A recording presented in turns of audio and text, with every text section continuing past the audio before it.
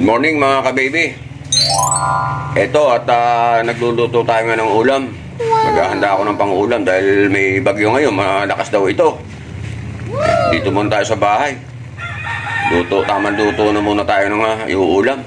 Maghahanda natin itong paparating ng bagyo. Iba na yung may stock ang ulam.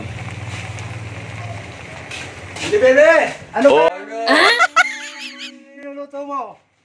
ayan, sugpo, nagpapasingaw ako. Pwede ba makakain niya dyan konti? Pwede. Bakit ano ba ang lulutuin mo? At pag nasak sa gulay, bibigyan kita.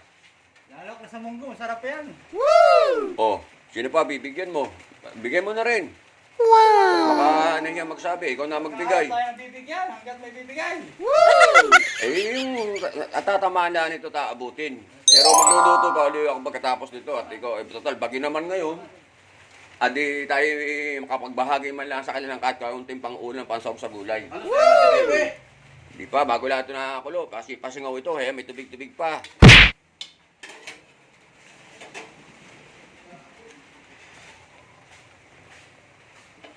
Ayan, paluto na ito, papatayin ko na at magsasaalang uli ako ng isa pa. Wow!